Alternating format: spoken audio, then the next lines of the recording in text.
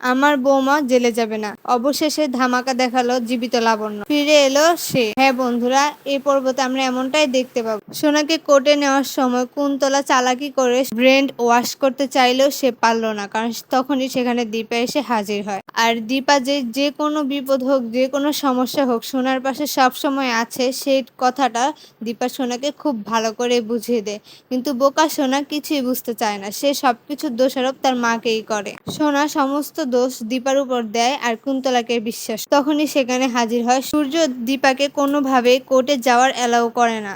ঠিক তখনই অবিনাশ এসে সেখানে বলে দীপা আজ কোর্টে যাবেই। ঠিক তখনই সূর্য রেগে বলে আমি তোমাকে জেলে দেব। তখন সূর্য অফিসারকে বলে অফিসার, অলরেডি দীপার নামে আপনাদের এখানে থানায় মামলা করা আছে, আর আমিও দীপার নামে মামলা করতে চাই। সে আমার পরিবারটা নষ্ট করে দেওয়ার চেষ্টা করে। আমি আর দীপাকে ছাড় দিব না। আমি দীপার নামে মামলা করবো, আর এক্ষুনি আমার মামলাটা লিখুন। তখনই দীপা মনে মনে ভাবে ডাক্তারবাবু, ডাক্তারবাবু আপনি কি করছেন? আপনি আপনার মেয়েকে, আপনার স্ত্রীকে জেলে রাখবেন? এটা আপনি করতে পারলেন? আপনি নিজেই আপনার মেয়ের অনেক বড় ক্ষতি করছেন। আমি আপনার স্ত্রী, এটা আমি আপনাকে কি করে বোঝাবো?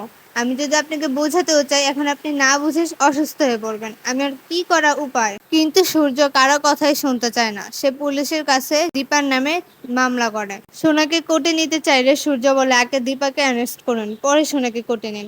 তখনই অফিসারও দীপাকে অ্যারেস্ট করতে যায়। অফিসার দীপাকে বলে আপনি বারবার সূর্য সেনগুপ্তের পরিবার ক্ষতি করতে চাইছেন, সেই অপরাধে আপনাকে গ্রেফতার করা হলো। যখনই দীপাকে গ্রেফতার করতে যায়, ঠিক সেই মুহূর্তে সেখানে হাজির হয় লাবণ্য। অনেক বছর পর লাবণ্য ফিরে এলো সবার সামনে।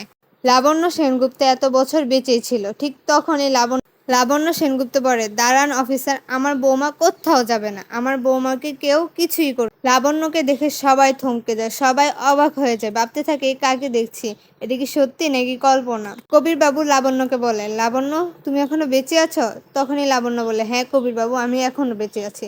এসব কথা পরেও হবে, কিন্তু এখন আমার বাড়ির বউকে যে অসম্মান করা হচ্ছে তা আমি এখন বন্ধ করব। সূর্যকে বলে সূর্য তুমি কাকে হাত করা পড়াচ্ছ? সে তোমার বউ, সোনা ও রূপার মা। সূর্য লাবণ্যকে দেখে তার নিজের ভুলটা বুঝতে পারে আর জড়িয়ে ধরে তার মাকে, আর কান্না করতে থাকে। সে বুঝে যে দীপাও তার স্ত্রী। তো বন্ধুরা, পরবর্তী পর্বে কি হতে চলেছে সম্পূর্ণ ভিডিও দেখতে হলে আমার চ্যানেলটি সাবস্ক্রাইব করে রাখুন। ধন্যবাদ।